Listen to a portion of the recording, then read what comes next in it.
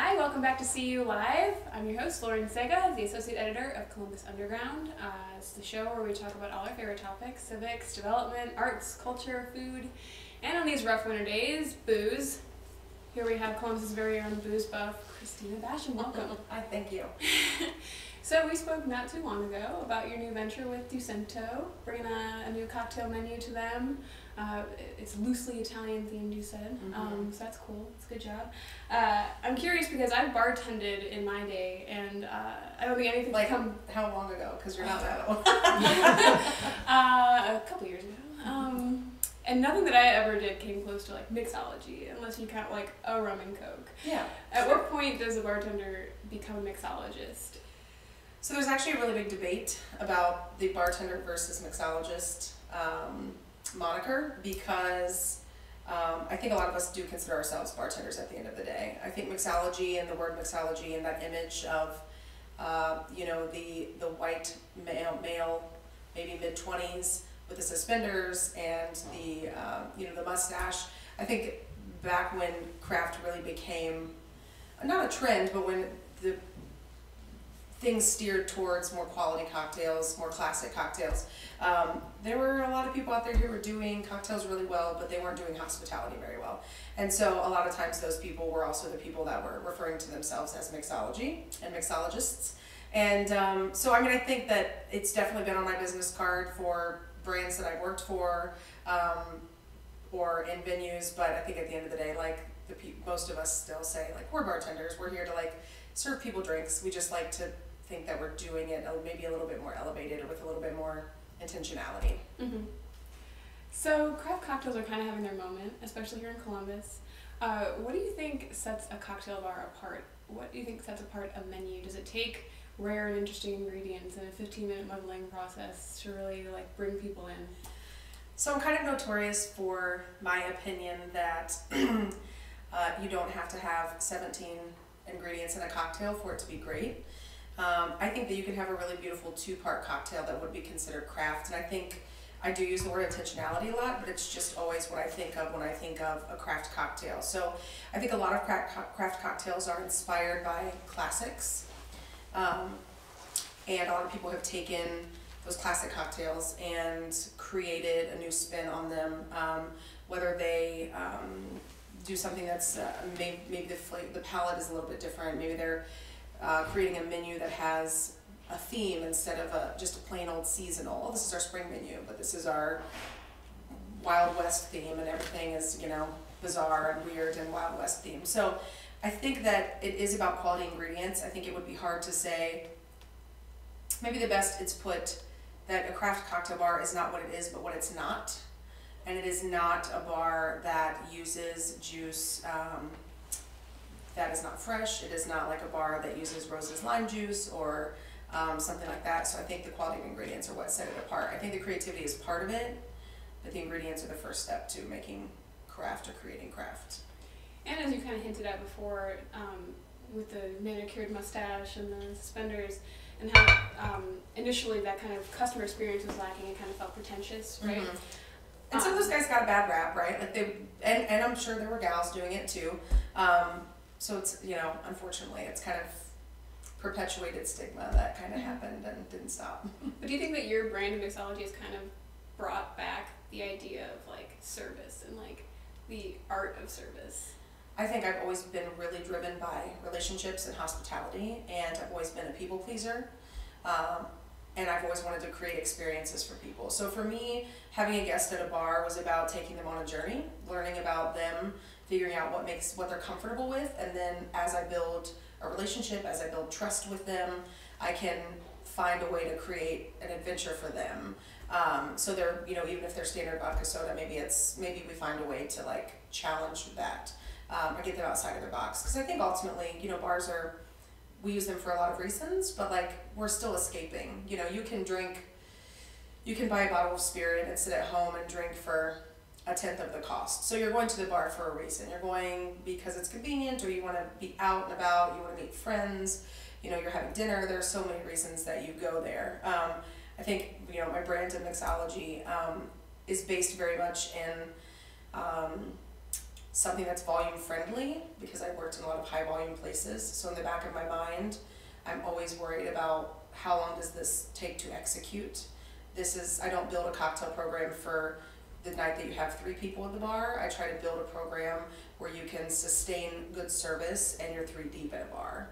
And I think maybe that's what's a little bit different. And I think it's only because I've worked at so many different places, and I've also gotten crushed behind the bar. Like, there's no worse feeling than just not being able to execute your own program because it was too cerebral or it took too many steps. That sucks, you know, because then you're just not giving, at that point you don't even have time to interact with the guest. You're just like praying to God that nobody like walks out the door without paying their tab because they've had to wait so long because you're making these 12 other cocktails over here. Right. So I think being approachable, I think, you know, sourcing local ingredients, but really just twisting like classics that work really well, and finding a way to fit those classics to the spaces that they're in is something that I really enjoy doing. That's a balance, finding very interesting ingredients and also being able to create a program that is easily executable when you are 3 deep. That's cool. Yeah, I mean, the bar's high. I'm not saying I do it perfectly, but I think it's something I always keep I'm always thinking about it when I'm trying to create programs for people, or when I'm working with, you know, bar managers or developers in the city. As you said, you've been at a bunch of bars, over 15 years of experience. Long time. Like a veteran. No, yes, it feels that way.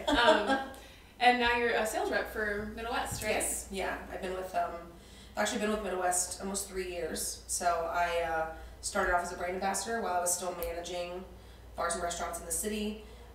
I opened up Service Bar for them, our distillery restaurant. October of 2017 was when we opened, so I stayed with them, and then I just really felt called to move in a different direction. That was a lot of things. I was getting older. I had like kind of a shoulder injury that wouldn't really leave me alone. I wanted to spend more time with my fiance. You know, I wanted to kind of have, not a normal life. I don't think my life will ever be normal, but I wanted to have a little more control. And that's kind of also where the idea of Bubbles and Agave came from, because I always had offers to do really cool stuff, but it was always a Friday night or a Saturday night. And when you're, you know, in leadership in a bar, or you're running a bar, or even if you're just a full-time bartender, like, the price tag has to be pretty good for you to even consider that side job. And then even then, sometimes getting the time off is impossible. So it was just nothing I could ever do before. And so transitioning into sales with a brand that I loved, that I had been working with really long before my ambassadorship. I mean, I used to help write really simplistic cocktails for them years before that. So I loved them, I loved the company, I loved the spirit that we were making, and the ideology and the ethos of the company. And so for me, it was a natural step to move away from what I was doing into a role with them. So for those that don't know, Christina launched Bubbles and Agave in October, right? Yes, officially, yeah. So what can clients expect to get from you in that area? So Bubbles and Agave was this idea that started, years ago, but the name specifically came out of my birthday 2.5 years ago. I had always have an issue because cocktails are so wonderful. I would walk into a bar and be a little bit paralyzed about what I wanted to drink, because I'm just like, the sky's the limit. And everybody around me would be like, really, is it that serious? And I'm like, I just don't know what I want. So I said, for my birthday tonight, I'm only drinking like sparkling wine and like reposado tequila, which are 2 things that I absolutely love. And so Bubbles and Agave was born, and that's all I drank that night, and it really never went away. The irony of that is that I don't have agave in my portfolio at Middle West, because you can't make tequila in the United States, so it's probably a good thing. But yeah, so that's how it started. So it kind of combined, I used to work in bridal, so I worked, and I've worked weddings, not only as a bartender, as a bar manager, as an event specialist, or someone managing from the event side or venue side. I've DJ'd weddings. Like, I just always fall into like working things at weddings because I love them so much, and I especially love that the bar is really high. So it kind of started off as I was doing some day of coordination for a few friends over the last few years for their weddings.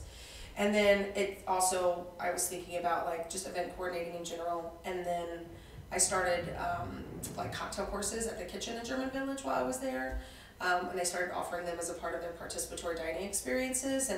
And for me, it was really cool to have this hands-on opportunity to show people that they could make these really cool cocktails at home and kind of walk them through that process, and they felt really empowered when they left, and I loved that. I loved like being able to do that for them. So I started kind of doing those on the side as well, and then just doing kind of development, and we were lucky we have so many bars and restaurants opening. So because of my relationships, I've kind of been leaned on much more recently, quite often to kind of help people develop their programs, not just on the behalf of Middle West, but a lot of those being outside of that relationship. So it's really a little bit of everything. You know, the website is up, bubblesandagave.com, and it kind of, you can kind of go through the tabs. So there's, you know, an I Plan You Play, which is like our event coordinating section of that. Master the Manhattan is kind of where I come to your home, and we do classic cocktails, and I bring all of the tools that you need and all of the ingredients that you need, and we kind of just go through the process and talk about, you know, the base spirit, why we're using what we're using, and why we're using probably the fresh fruit juice that we're using, like we talked about, and you know, the right technique, why you shake, why you stir. For me, it's old hat, but I just realized there are a lot of people who don't really know that. Even this former bartender. So if I can help people create experiences at home, I mean, I love to go out and I love bars and restaurants, and that's been my life, but if I can empower people to be able to create that space in their home, I think that's pretty cool. And then of course, just kind of mobile bar. So, you know, I can come, you know, full bar and kind of just be your craft mixologist or your bartender, whatever you need for your events. So it's a lot of different stuff, because yeah, a lot of different little I items there. like a lot of different things. Mm-hmm. Never doing the same thing. No, not often. So it keeps me. I think it just keeps me excited about what I'm doing. Definitely. So you just launched 3 months ago, so it's just you right now, right? It's just me. So Yeah. how many clients are you taking on? I mean, I technically am working with Ducinto that's opening. Yeah. So I've been working with them since August, which is really exciting, and I've done some events at some local like salons, and like Route 23 Simple Syrups. I did their Christmas party for them. My good friend Vanessa owns Rendezvous Salon. I did kind of a holiday Black Friday party for her. So that was all right after we really started the conversation. So I don't know, we'll see. I haven't really tried to market it much yet. The holidays are really busy in my, you know, full-time job. I also run social media for Middle West as well. So there's a fair amount going on there in general. So just getting through the holidays and my birthday and the new year, and I think now I'll really be able to. I have a couple weddings set up already this year. I'm super excited to help coordinate, and hopefully there'll be a lot more where that comes from. Yeah. So you can check out Bubbles and Agave at their website, bubblesandagave.com, right? Yes. Mm-hmm. Spelled out? Yes. Cool. Mm-hmm. And also she's on Instagram, bubbles.and.agave. That's true. Yes. All right, thanks so much for joining us. Thank you.